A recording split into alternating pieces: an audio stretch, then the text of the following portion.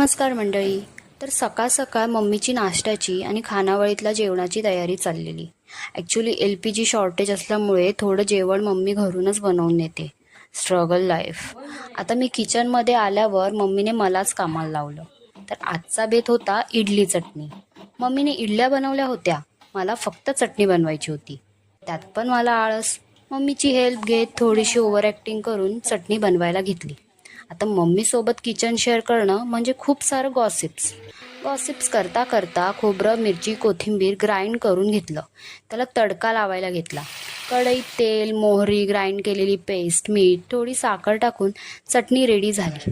मग काय, मस्त शिंचान बघत नाश्ता फस्त केला. अशी झाली माझी सकाळची सुरुवात. Okay, bye bye. नमस्कार मंडळी. तर सकाळ सकाळ मम्मीची नाश्त्याची आणि खानावळीतल्या जेवणाची तयारी चाललेली. ॲक्च्युली LPG शॉर्टेज असल्यामुळे थोडं जेवण मम्मी घरूनच बनवून नेते. Struggle life. आता मी किचनमध्ये आल्यावर मम्मीने मलाच कामाला लावलं. तर आजचा बेत होता इडली चटणी. मम्मीने इडल्या बनवल्या होत्या, मला फक्त चटणी बनवायची होती. त्यात पण मला आळस. मम्मीची हेल्प घेत थोडीशी ओव्हर ॲक्टिंग करून चटणी बनवायला घेतली. आता मम्मीसोबत किचन शेअर करणं म्हणजे खूप सारं गॉसिप्स. गॉसिप्स करता करता खोबरं, मिरची, कोथिंबीर ग्राइंड करून घेतलं. त्याला तडका लावायला घेतला. कढईत तेल, मोहरी, ग्राइंड केलेली पेस्ट, मीठ, थोडी साखर टाकून चटणी रेडी झाली. मग काय, मस्त शिंचान बघत नाश्ता फस्त केला. अशी झाली माझी सकाळची सुरुवात.